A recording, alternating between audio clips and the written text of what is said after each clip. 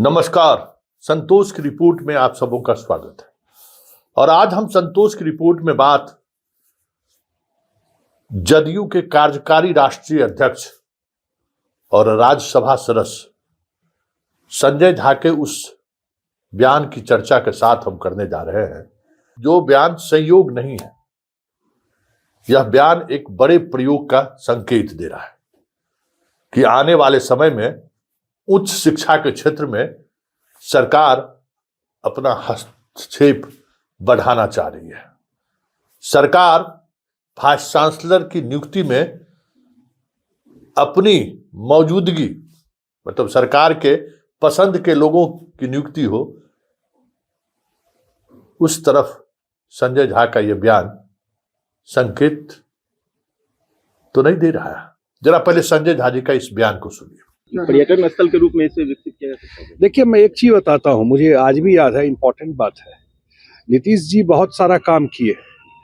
एक काम जो मुझे लगता है ना, जो उनके मन में रह गया और शायद वो चाह के भी बहुत नहीं कर पाए, वो है उच्च शिक्षा। और उच्च शिक्षा में मुख्यमंत्री जी बहुत प्रयास किए, लेकिन समस्या एक है, जो उसमें जो वीसी साहब लोग आते हैं, उनका क्या एजेंडा रहता है, उससे पार पाना मुश्किल है। ये एक समस्या बिहार की रही। अरे आप ऊपर से थोड़े आ गए हैं, यहाँ बिहार सरकार पैसा देती है हायर एजुकेशन में बच्चों को पढ़ाने के लिए, और कहीं न कहीं उसमें हम लोग फेल किए। इसमें कोई एडमिट करने में दिक्कत नहीं है कि अपना एजेंडा लेके कोई आगे चांसलर साहब, उनका अपना एजेंडा हो जाता है। जो लोग आते हैं चुन करके, उनका कोई लगाव तो रहता नहीं है वहाँ के बच्चों से। अब मुख्यमंत्री जी चाहे कि भाई हम और चीज ठीक किए, लेकिन उच्च शिक्षा हम लोग कोशिश करके भी वैसा नहीं ठीक कर पा रहे जैसा वो चाहते रहे। ये जगह जो मुझे आज भी याद है, जब हम लोग इस जगह पे बनवाए, उस समय जो वीसी रहे, हमको याद है कि मैं था मेंबर सिंडिकेट का। उस मीटिंग में मैं देखा कि सहारा श्री को यहाँ से कुछ पीएचडी दिया जा रहा था। तो मैंने कहा, भाई सहारा श्री का शिक्षा से क्या लेना है, वो भी मिथिला यूनिवर्सिटी से क्या लेना है। तो पता चला कि जो चांसलर साहब है उनका पैसा भी है। मैं नॉर्मली सब बात बोलता नहीं हूं, लेकिन कुछ सच्चाई जनता के बीच में रहना चाहिए। अब उसका क्या लेना था मिथिला यूनिवर्सिटी से था। तो देखे वहां माहौल बना हुआ है, तो हमने कहा कि ठीक है, ये सब जो करना है कीजिए, तभी जमीन दे दीजिए आप श्यामा मंदिर ट्रस्ट को, और नहीं तो वहां रहेगा तो गड़बड़ होगा। तो हम लिए उस दिन उसी ग्राउंड पर लिए कि आपको जो कर, लेकिन ये दीजिए ट्रस्ट को। जो ट्रस्ट में रहेगा, विवाह वन बनेगा। गरीब लोगों के शादी के लिए दिक्कत होता है, तो ये विवाह वन बनवाए। मुख्यमंत्री जी को मैं लाया था, आप सबको ध्यान होगा जब इसका उद्घाटन था। तो ये मुझे आज भी लगता है मिथिला में अभी भी जो मिथिला का इतिहास है, ये तो मान लीजिए हम लोग कोशिश किए, जो मिथिला रिसर्च इंस्टीट्यूट पे काम शुरू हुआ, लेकिन अभी तो काम सिर्फ स्ट्रक्चर का है, असली काम तो हुआ ही नहीं है। बिल्डिंग बन जाएगा, लेकिन असली जो डिजिटाइज करना है पूरे डॉक्यूमेंट्स को और उस पर रिसर्च करना है, वो काम तो शुरू हुआ नहीं। कि प्रायोरिटी भी हम लोगों का नहीं रहता है। जो अपना पूंजी है उसको भी हम लोग नहीं समझते, ये अपना एसेट है। तो उसमें कहीं ना कहीं ये रहा। आज भी मिथिला का इतिहास पूरी तरह लोगों के दुनिया के जानकारी में नहीं है। आज भी जो हम लोगों का इतना बड़ा लेगेसी मिथिला का है, इतना बड़ा हिस्ट्री मिथिला का है, हजारों साल का इतिहास है, तो उसको ठीक करना ये तो जरूर उद्देश्य है। और जो हिस्टोरिकल जगह है उसको मैप पे लाना, वो प्रायोरिटी है। मैं एक कमेटी को चेयर भी कर रहा हूँ पार्लियामेंट में, और हम लोग कोशिश कर रहे हैं कि इस सब चीज को और कैसे व्यवस्थित किया जाए।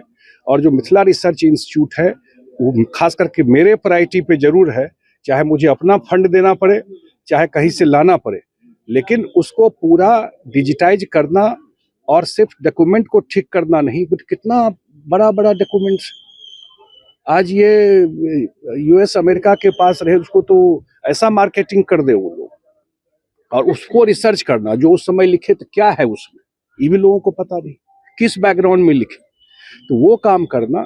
और मुझे लगता है मिथिला क्या बहुत बड़ा एसेट और पूंजी है ये चीज। तो आपने सुना, बात पर्यटन की हो रही थी और वो हायर एजुकेशन पर पहुंच गए। इसलिए मैंने कहा था कि ये स्वाभाविक नहीं है। और ये बयान उस जगह से दी गई है जो कैंपस, जो जगह ललित नारायण मिथिला विश्वविद्यालय का कैंपस है। मतलब एक विश्वविद्यालय के कैंपस से संजय झा ने यह संदेश गवर्नर तक को दिया है कि बहुत मनमानी चल रही है, और उस मनमानी का असर यह है कि सारी व्यवस्थाएं हम सिर्फ पैसा देने वाले स्रोत के रूप में हमारी उपस्थिति रह गई है। विश्वविद्यालय बेपटरी है। विश्वविद्यालय में क्या होना चाहिए इससे किसी का कोई वास्ता नहीं है। वाइस चांसलर अपनी मनमर्जी चलाते हैं, गवर्नर अपनी मनमर्जी चलाते हैं। यह बयान तब आया है जब कई विश्वविद्यालय के कुलपति की नियुक्ति की प्रक्रिया चल रही है। हालांकि नियुक्ति की प्रक्रिया में जो सर्च कमेटी है, उस कमेटी में सरकार के भी प्रतिनिधि रहते हैं। ऐसे में संजय झा का इस बयान का मतलब क्या है? क्या यह माना जाए कि आने वाले समय में जो नियुक्ति होगी, उस नियुक्ति में सरकार अपनी भागीदारी, ज्यादा से ज्यादा भागीदारी सुनिश्चित कराएगी? क्योंकि जो खेल हो रहा है वो कुलपति की नियुक्ति में ही हो रहा है। ऐसा नहीं है कि नीतीश जी के पसंद के कुलपति नहीं बनाए गए। नीतीश जी के भी पसंद के कुलपति बनाए गए, तो वो कुछ अलग कर रहे हैं ऐसा नहीं है। बहुत खुश हुए थे नीतीश जी के नाम पर एगो कैंपस खोल दिए। पाटलिपुत्रा यूनिवर्सिटी का वाइस चांसलर नीतीश जी का चॉइस है, तो वो बहुत एजुकेशन के क्षेत्र में बहुत कुछ अलग कर रहे हैं ऐसा नहीं है। जब इन्हें मौका मिला तो ये भी वही कर रहे हैं जो अन्य विश्वविद्यालय के कुलपति कर रहे हैं। सवाल कुलपति की नियुक्ति का नहीं है, सवाल नीयत का है कि सरकार और राजभवन का नीयत क्या है। क्या नीयत वाकई में है कि उच्च शिक्षा सुदृढ़ हो, या फिर नीयत सिर्फ इतना ही है कि हम आपस में बांट लें? क्योंकि सुप्रीम कोर्ट के जजमेंट के बाद हर वाइस चांसलर की नियुक्ति में मुख्यमंत्री का सलाह जरूरी है। मुख्यमंत्री के सलाह से ही राजभवन कुलपति की नियुक्ति करते हैं। तो क्या मुख्यमंत्री वहां बंटवारा करने जाते हैं कि 3 आप ले लीजिए, 3 हम ले लेते हैं? बड़ा सवाल है, क्योंकि संजय झा का यह सवाल दूर तलक जाएगा। और यह तय है कि संजय झा का यह बयान अब उच्च शिक्षा में संजय झा हस्तक्षेप करने वाले हैं, इस बयान से समझा जा सकता है कि वो भी अपनी हिस्सेदारी अब तय करना चाहते हैं। क्या बहुत हो गया, बड़ी मनमर्जी चल गई लोगों की, और अब ये मनमर्जी चलने वाली नहीं है। अब हम कार्यकारी अध्यक्ष हैं तो हम मजबूती से इन बातों को रखेंगे, क्योंकि सवाल मुझसे हो रहा है। स्वाभाविक तौर पर सवाल होता ही है। और संजय झा जिस जगह से आते हैं वहां 2 विश्वविद्यालय है। संस्कृत विश्वविद्यालय भी है और ललित नारायण मिथिला विश्वविद्यालय भी है। और दोनों विश्वविद्यालय बिहार के समझ कि अद्भुत विश्वविद्यालय है, जहां अराजकता की सारी सीमाएं टूटती रही हैं, परंपरा रही है। देखिए ना, सब जगह पॉलिटिकल साइंस के असिस्टेंट प्रोफेसर के मामले में अगर सबसे ज्यादा किसी 2 विश्वविद्यालय में समस्याएं हैं तो दोनों LMU और कामेश्वर सिंह संस्कृत विश्वविद्यालय में समस्या है। अपॉइंटमेंट की प्रक्रिया को लेकर, नियुक्ति को लेकर अभी भी एक अजीब तरीके का माहौल बना हुआ है। तो ये सिर्फ एक उदाहरण है कि सरकार के आदेश के बावजूद भी 15 तारीख तक सबको अपॉइंट कर देना था, नहीं करना है। लेकिन सरकार का नियत क्या है, ये भी देखने वाली बात है कि पूरी बहाली प्रक्रिया जिस तरीके से सरकार ने की है, कि अनुभव के आधार पर जो बहाली की कोशिश हुई है और जिस तरीके से किया गया, मुख्यमंत्री आवास और गिरीश चौधरी ने जो खेल खेला है इस पूरी बहाली प्रक्रिया में, किसी से छुपी हुई है क्या? कि किस तरीके से टैलेंटेड लोगों को बाहर किया गया है, कहने की बात है। इसलिए संजय झा का ये बयान तत्कालिक तौर पर सीधे तौर पर गवर्नर और शिक्षा वाइस चांसलर पर अटैक माना जा सकता है, लेकिन इसका दूरगामी प्रभाव या दूरगामी सोच यही हो सकता है कि सरकार अपनी उपस्थिति और मजबूती से दर्ज कराना चाहती है। क्या उससे शिक्षा विभाग कि उपस्थिति मजबूती से दर्ज होने पर उसका कंट्रोल ज्यादा होने से चीजें बदल जाएंगी क्या? बड़ा सवाल है, क्योंकि इसी जगह पे सब चीजें हो रही हैं। पाठक ने टाइट किया, राजभवन और पाठक आमने सामने हुए, तो सरकार कितनी देर तक पाठक के साथ खड़ी रहे? देखने वाली बात है ना कि वाइस चांसलर को लेकर जो चीजें चली, जो अराजकता, वित्तीय अराजकता है, उस पर वो सवाल खड़े करने लगे, तो कितनी देर तक पाठक के साथ सरकार खड़ी रही? ये भी एक सवाल है ना, क्योंकि गवर्नर और सरकार के बीच सिर्फ विश्वविद्यालय ही नहीं है, बहुत सारे विषय हैं। उन विषयों में अगर विश्वविद्यालय की वजह से टकराव हुआ तो फिर स्टेट का कामकाज प्रभावित होगा। क्या इसके लिए सरकार तैयार है क्या? ये भी एक सवाल है। लेकिन तमाम सवालों के बीच जो सबसे बड़ी बात है कि नियुक्ति प्रक्रिया में सर्च कमेटी में सरकार के भी लोग रहते हैं। आखिर ललित नारायण मिथिला विश्वविद्यालय के जो कुलपति हैं या जिन जिन विश्वविद्यालय के कुलपति नियुक्त हुए हैं, क्या वो सर्च कमेटी बता सकते हैं कि उनके डॉक्यूमेंट्स का वो वेरिफिकेशन किए हैं? बार बार उनके डिग्री पर सवाल उठ रहा है।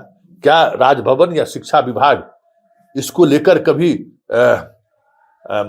कोशिश करते हुए दिखा है क्या कि ये आरोप क्यों बार बार लग रहा है?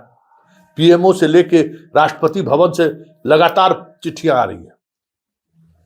तो जब बेसिक डिग्री देखने में इस तरीके की चीजें सामने आ रही हैं, जहां जिसको मन हो रहा है जैसे बहाल कर दे रहे हैं, आखिर यही वाइस चांसलर, एलएमयू का वाइस चांसलर प्रिंसिपल बन गया सीधे। क्या प्रिंसिपल बनने की जो प्रक्रिया है, क्या वो प्रक्रिया सही थी क्या? आज तक हाईकोर्ट के आदेश के बावजूद 2015 से राजभवन में वो फाइल धूल फाक रहा है। इसलिए सवाल किसके अधिकार क्षेत्र में क्या हो, ये महत्वपूर्ण नहीं है। सवाल यह है कि नीयत क्या है। जब नीयत ही नहीं है कि बिहार की शिक्षा व्यवस्था में सुधार हो, तो वाइस चांसलर की नियुक्ति नीतीश करें चाहे राजभवन करे, कोई बड़ा बदलाव हमें तो नहीं लगता कि कोई बड़ा बदलाव होगा। लेकिन संजय झा के इस तरीके के सवाल खड़े करने का राजनीतिक मायने तो है। शिक्षा विभाग में कितना सुधार होगा ये तो वक्त बताएगा, लेकिन राजनीतिक मायने है कि आने वाले समय में सरकार उच्च शिक्षा के क्षेत्र में हस्तक्षेप बढ़ाने का मन बना लिया है।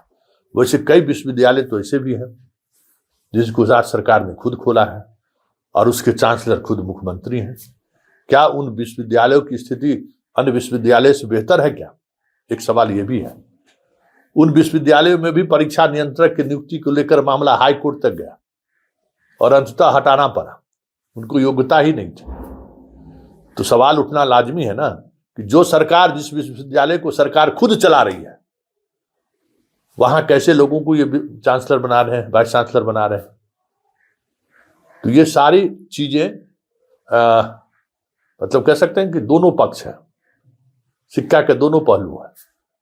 लेकिन संजय झा के बयान का मतलब तो फिलहाल यही निकल रहा है कि सरकार अपनी उपस्थिति मजबूती से उस शिक्षा के क्षेत्र में दर्ज करना चाहती है और इस वजह से आने वाले समय में राजभवन और सरकार के बीच टकराव की स्थिति उत्पन्न हो जाए तो कोई बड़ी बात नहीं हो।